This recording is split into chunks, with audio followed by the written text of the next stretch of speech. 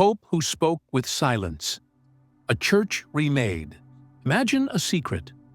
Not a whispered conspiracy, but a truth so profound it's hidden in plain sight. A shift not in doctrine, but in demeanor. A revolution not in rhetoric, but in rhythm. What if I told you the most significant change in the Catholic Church in decades wasn't announced with fanfare or thundering sermons from St. Peter's? What if it began with nothing more than a name? Quietly removed, folded into the day's bulletin like any other clerical note. But this name, it carried weight. The kind of weight that bends the silence in rooms where the faithful whisper. The kind of silence that settles before thunder arrives. Those who merely read it moved on, but those who understood, they paused. Because this wasn't just administration, it was alignment. A bishop gone without scandal, without warning, without a goodbye. And in the center of that silence, Cardinal Tagle, still staring into nothing, his lips parted as if about to ask a question, but never did. They say he was shaken, not for what was said, but for what was not. Because the man removed was no rebel. He wasn't corrupt. He was respected, steady, firm in the old ways. So, why him? Why now? Why would Pope Leo XIV remove a man who had served so long, so loyally, with barely a ripple in the waters? Why does heaven unseat those we thought were immovable? In a city that has learned to measure power in applause, Pope Leo answers with subtraction. He speaks by removing. And when he does, the ground beneath tradition shifts. This was no protest, no punishment, no purge. It was something else. Something that made even Tagle, a man weathered by years of ecclesial storms, sit in stunned silence. This wasn't politics. It was prophecy. And those who listened to the Spirit knew the Church had just turned another page. Not loudly, but deliberately, because heaven doesn't shout. It moves with breath, not brass. With timing, not tension. To the world, it looked like a line of text, but the wise know better. Heaven never moves casually. The barefoot Pope, a new foundation. There are men who lead by decree, and then there are those who lead by example. So quiet, it takes time to realize the world has shifted. Pope Leo XIV never raised his voice, but somehow everything listened. From the first morning of his pontificate, he began to move the Church. Not through force, not through revolution, but through rhythm. Barefoot, he walked in procession. Not on red carpet, but on stone. Not in silence for spectacle, but in memory of Christ's wounds. They called it symbolic. They called it humble. But those who knelt along the road whispered another word, prophetic. Because Leo knew the ground remembers what the Church forgets. And sometimes, to lead the Church, you must first feel its dust beneath your feet. Then came the gardens, the ones hidden behind Vatican walls, places once reserved for diplomats, donors, and the distant elite. Leo opened the gates, not for reporters, not for bishops, but for the homeless. At night, in winter, there were no press releases, no photographs, only blankets, only bread, only dignity. Those gardens, once manicured for prestige, now cradled the poor under moonlight. Some said it was risky. Others called it resurrection. And then his garments. Gone were the jeweled rings, the silk, the gold. He chose white, unadorned, unfamed, and on his chest a wooden cross. Not to deny the majesty of the office, but to remind it of its source. He was not dressing down. He was pointing up. Every thread, every footstep, every silence was a message. Not to the world, but to the body of Christ. The Church was being pulled back, not backward, but deeper. Back to the place where shepherds didn't wear crowns, where apostles washed feet, where the loudest sermon was a crucifixion on a hill. People didn't notice at first, because they were looking for trumpets. But Leo offered only whispers. He didn't ask the faithful to follow a plan. He invited them to return to a person. And one by one, the symbols began to speak. He didn't say, "I will change the church." He said nothing, but he walked barefoot, and the ground trembled. He didn't say, "Let the poor in." He opened a gate, and Christ entered quietly through the back door. He didn't say, "I am reforming the church." He wore linen, he wore silence, and people began to pray differently. He understood what few leaders do, that loud changes often break, but quiet ones, they bend the soul. And when the soul bends, it begins to listen again. Pope Leo XIV is not building something new. He is remembering something old, so old it had become sacredly forgotten. And that is why every appointment, every removal, every moment of silence is watched with holy fear, because under Leo, nothing is random. Everything is rhythm. He is not leading a rebellion. He is restoring a memory. And every step he takes echoes with the dust of the Gospels. Some say he is unpredictable. Others have begun to call him what he truly is: not a reformer, a mystic, one who listens to what has not been said, one who waits until the silence speaks. And in that silence, the Church is being remade. Not in its doctrine, but in its demeanor. Not in its proclamations, but in its posture. Not in its rituals, but in its remembering. The world may still be watching for spectacle, but the saints are watching something else. They see the dust, the sandals, the bowl of water, the servant robes, and they know Leo has not come to lead the church forward. He has come to lead it inward. He has not come to grow the church louder. He has come to teach it how to listen again. He has not come to win the world. He has come to make sure the church still belongs to Christ. And that is why, when a bishop is quietly removed, it means something sacred, something shaking. Because under Leo, everything has meaning, even the silence, even the removals, even the way the light hits the garden where the homeless sleep. Nothing is casual. Not anymore. Not under a pope who walks barefoot and listens to the stones cry out. The unseating Bishop Ciro Valente. His name was Bishop Emeritus Ciro Valente. A man formed not by fashion, but by fire. Not flashy, not loud, but steady, immovable. Born in the hills outside Milan, he had entered seminary during the last breaths of the Second Vatican Council. He watched the church shift once before, and he vowed to be the steady hand when the wind turned again. He wore cassocks with care. He stood during Mass like a soldier at the gate. His homilies were dense with Latin citations, his decisions slow, his posture always certain, and the people respected him. Not for charisma, but for conviction. He didn't bend, he didn't soften, he didn't doubt. He loved the church like a fortress, and he guarded it like a wall. For decades, Bishop Valente pastored in Florence, then in Turin, and finally was sent to shepherd a struggling diocese in southern Italy, where corruption had hardened hearts and faith had fallen asleep. And there he stood. No scandal, no disgrace, only discipline, only structure, only the confidence of a man who believed the church must outlast the age by refusing to become it. But sometimes what we call strength is just fear dressed in tradition. Sometimes what we call faithfulness is really the refusal to change, even when love demands it. And that's what began to emerge when Pope Leo quietly turned his eyes towards Cairo's diocese. It wasn't rebellion, it wasn't arrogance, it was resistance.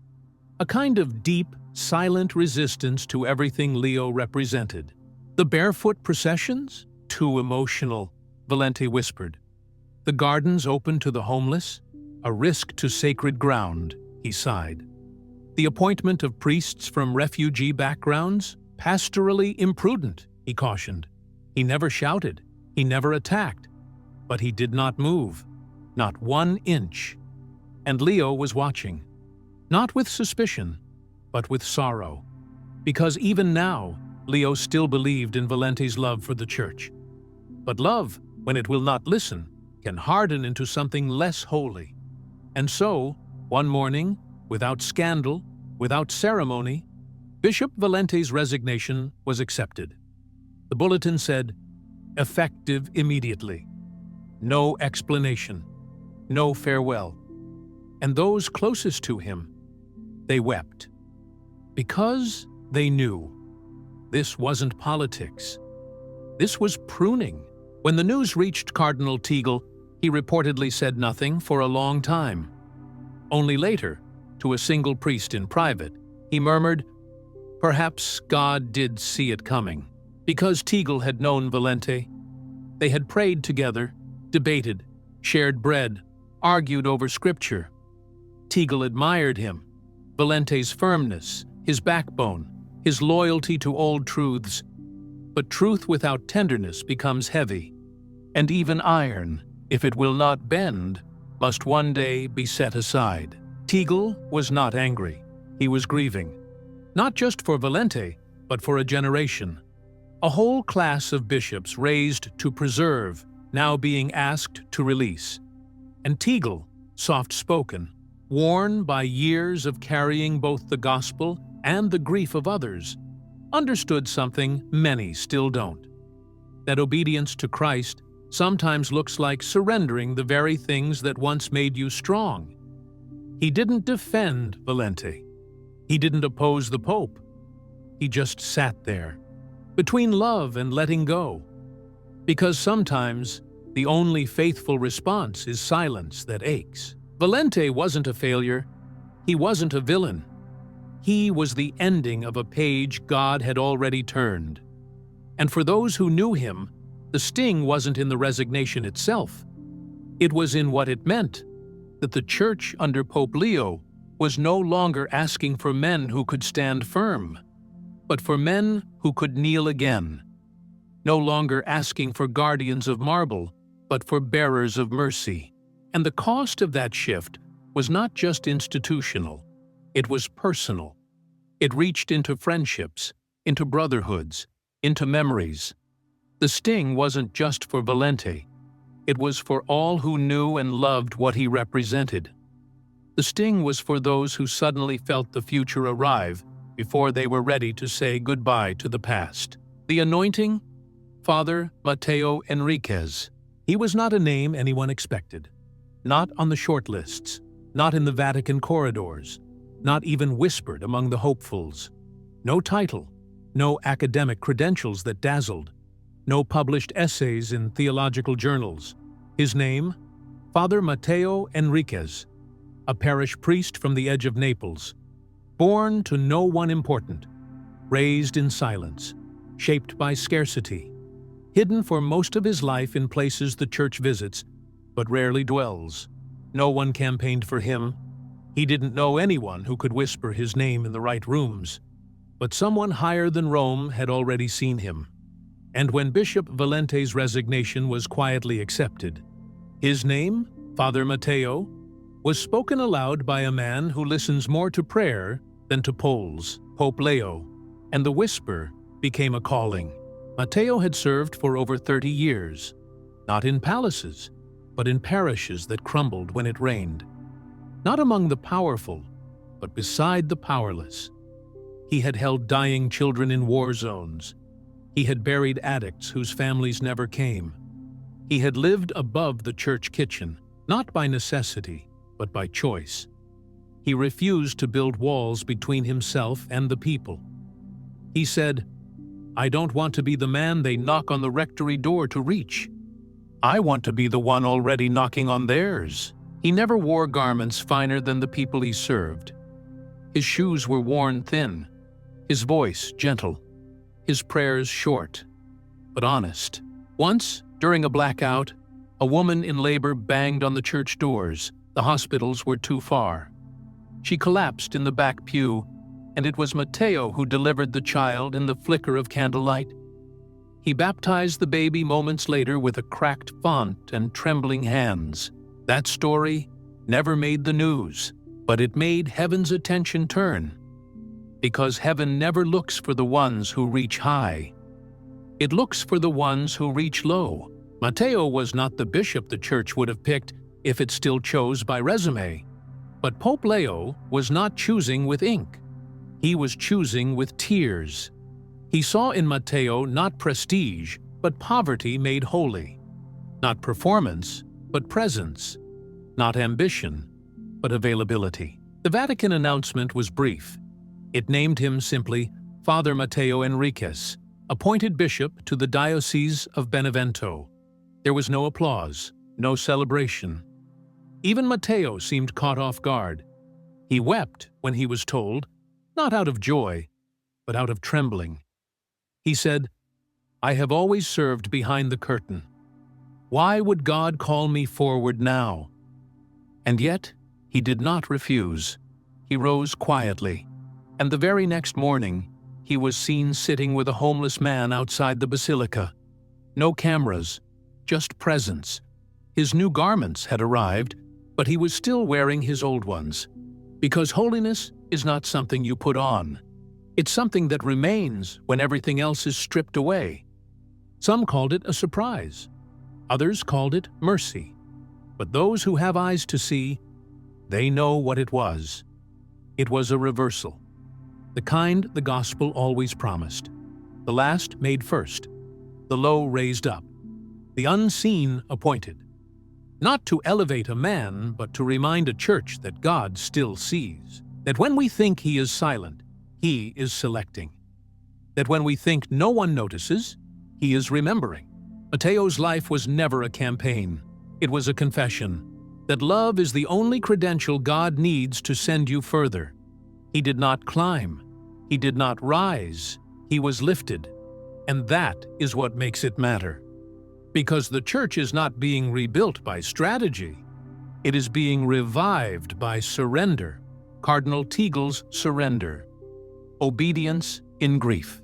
He sat alone in the chapel that night. The lights were low. The incense long faded. Only the flame in the sanctuary lamp remained, breathing quietly in the silence. Beside him, Cardinal Luis Antonio Tagle, a man known for his laughter, his tenderness, his unwavering faith, had nothing to say. Not yet. He had heard the news just hours before. The bishop was gone, the new one appointed. And now, the church was different. He wasn't against the change. He wasn't resisting it. He wasn't surprised by Leo's decision. But he was still wounded. Because the bishop removed, Ciro Valente had been a brother. They had not always agreed, but they had shared bread, shared burdens, shared the pulpit in times of crisis, and stood side by side when the faithful cried out. Tagle knew his flaws, knew the rigidity, the reluctance, the unwillingness to soften even when the winds of grace blew clear. But he also knew the love, the devotion, the steel loyalty to doctrine, to tradition, to order. Valente didn't bend because he was afraid the church might break. And Tagle had understood that fear once. A long time ago. He remembered the early days of Leo's pontificate. The whisper of change in the air, the shifting of roles, the emphasis on mercy over control, on proximity over power, and how hard it had been to believe that the church could change without losing its soul. Now he sat again in that same stillness, wrestling between what had been and what must be. He did not question the Pope. He trusted Leo more than that. He loved him. Because Leo was not just reforming structure. He was reordering posture. But love does not always make obedience easy. And even when you agree, your heart still breaks. Tagle leaned forward on the pew, folded his hands, bowed his head, and for a long while he said nothing, only breathed, only listened, until finally a single sentence. "Lord," he whispered, "make me faithful even when I do not understand." The room did not answer, but peace settled like a shawl on his shoulders. Later, in a private conversation with a young priest, Tagle spoke with the tone of one who has walked through fire and found God on the other side. He said, "This is not replacement. It's realignment." And there it was. The clarity that only comes when obedience has cost you something. Realignment, not erasing, not discarding, not rejecting the man who came before, but shifting the church toward a truer center, not around personality, not around policy, but around Christmas. Tagle wasn't weeping anymore. His voice held sorrow but also steel, because grief doesn't always mean regret. Sometimes it means you're awake. He stood from the pew, blessed himself slowly, and walked out into the night, like a man who had laid something down and was ready now to carry what came next. And in that simple act, there was obedience, not forced, but chosen. Obedience that aches, but believes. Obedience that does not demand understanding in order to surrender. Obedience that reflects the very shape of the cross, the quiet quake, a church rerouted. It began as a quiet appointment, a name few knew, a bishop most never expected. But in the stillness that followed, something deeper began to stir. Because this wasn't about a single diocese. It wasn't just about Valente, or Matteo, or even Cardinal Tagle.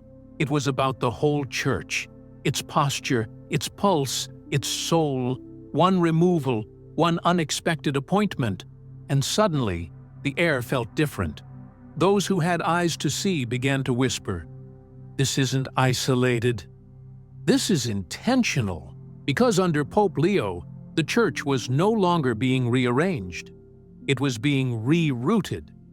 A quiet reform was threading its way through the body of Christ, not with noise, but with nerve. Gone were the days when leadership rose from polished homilies and institutional allegiance. Now, it was coming from the forgotten corners, from border towns and broken parishes, from priests who smelled like their people and sat in silence more than they spoke. Under Leo, titles no longer led. Testimonies did. Those who had once been overlooked, too poor, too plain, too slow to climb, were being seen. And one by one, they were being handed keys to gates they never imagined would open. The old model had depended on proximity to Rome. Now, Leo was decentralizing power, not to weaken authority, but to return it to the people it was meant to serve. Bishops weren't being chosen for their diplomacy. They were being chosen for their scars. Priests weren't rising for their eloquence. They were rising for their witness. And the church, it was beginning to shift. Not dramatically, not all at once, but undeniably. Because when a bishop from the margins is raised up, and when a cardinal sits in silence to learn from it, a message begins to form. That holiness does not reside in echo chambers. It's found in the hidden places, in prisons, in hospital rooms, in refugee camps, in homes where mothers light candles without knowing anyone sees. This was not the church collapsing.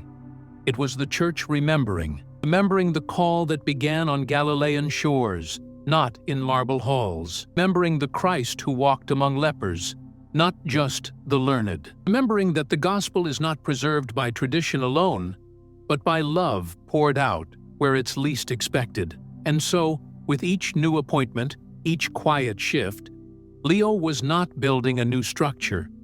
He was uncovering an old foundation, one buried by years of layers of fear, of control, of image. And beneath it, the church's soul was still alive, still soft, still sacred.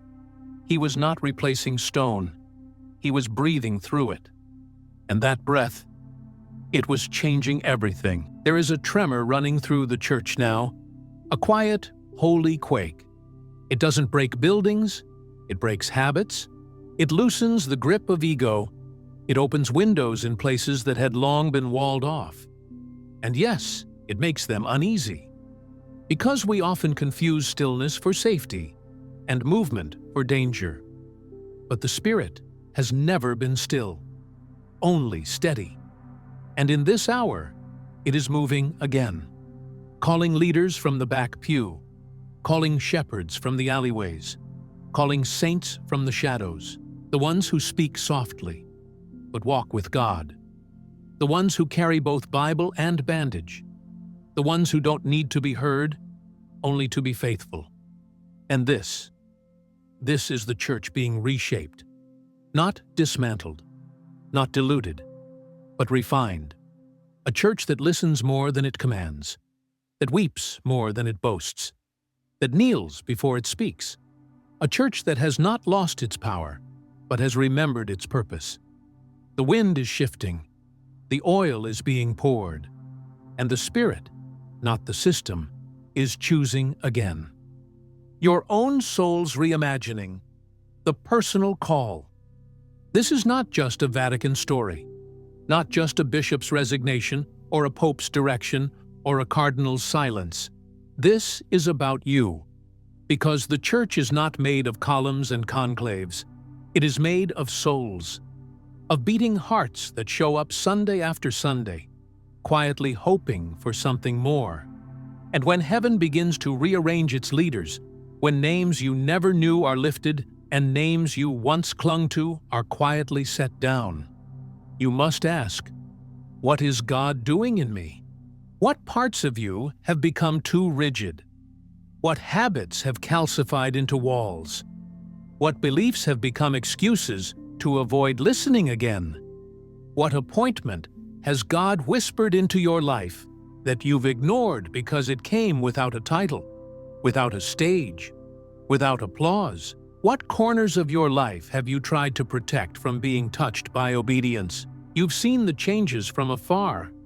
You've watched the Pope reframe power, watched bishops be raised not from ambition, but from humility. And still you wait, as if this renewal is only meant for Rome. But what if it isn't? What if this shift is heaven's gentle invitation to your own soul to ask, what needs to be removed in me? What needs to be raised? Maybe it's a silence you've avoided, a confession you've delayed, a calling you've buried beneath the noise. Maybe it's a voice you silenced, your own, the part of you that once believed God would use you, not later, not after perfection, but now, as you are. Because God is not just reforming bishops, He is restoring the body, and your part matters. He doesn't just call priests to the margins. He calls parents, teachers, caretakers, artists, the elderly, the unseen. He calls the ordinary to carry the sacred. And perhaps what you have mistaken for delay has only ever been preparation. Do not wait for Rome to change before you return to prayer.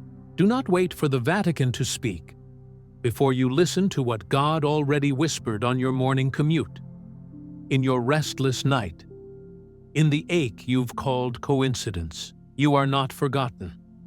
You are not too late. You are not disqualified. But you may need to release what you thought was required in order to receive what heaven is actually offering. This story is not about hierarchy. It is about holiness.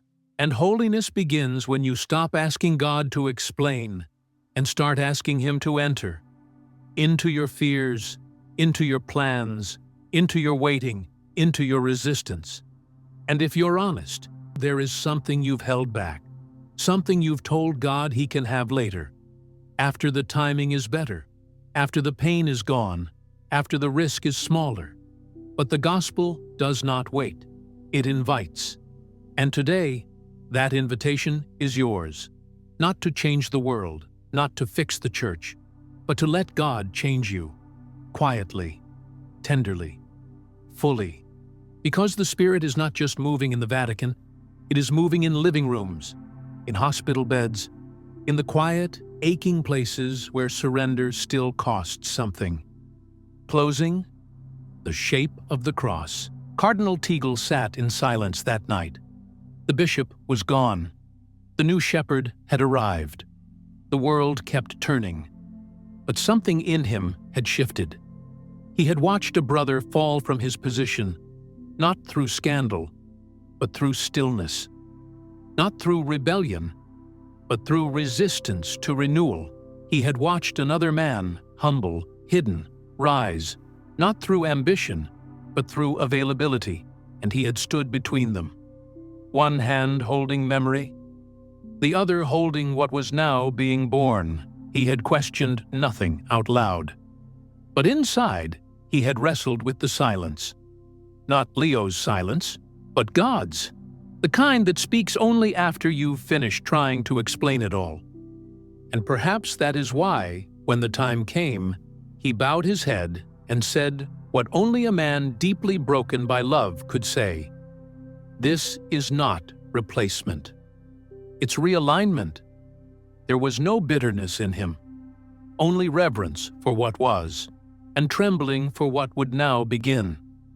He understood what many never will, that obedience is not submission to control. It is surrender to mystery. And sometimes the greatest act of faith is to step back, bless what you don't fully understand, and say yes anyway. What would you have done if you were in Tagle's place? Would you have defended the past because it was familiar? Would you have fought the new because it didn't rise from your own hands? Or would you have gone to the chapel, knelt in the silence, and laid down your preference so that God's purpose could breathe? The Church is moving, not with haste, but with holiness. Pope Leo walks quietly, but he carries the weight of a vision too sacred to be rushed. He is not trying to be right. He is trying to be faithful. And in the process, he is teaching all of us how to let go of control so that Christ can truly lead again. This story, from beginning to end, was never about politics. It was about posture. It was never about who deserved to stay or who was ready to rise. It was about what God needed for this next chapter of the Church's life. And if you're listening closely, if your heart has been stirred at all by these whispers, then perhaps God is asking you the same question. Where have you placed certainty over surrender? Where have you clung to old wine when the wineskins are splitting? Where are you still afraid to hear what heaven is gently saying? Subscribe to Bible Stories, teachings not for content, but for conviction, not to be entertained, but to be awakened. And if you still won't, then speak in the comments. What truth are you still afraid to hear?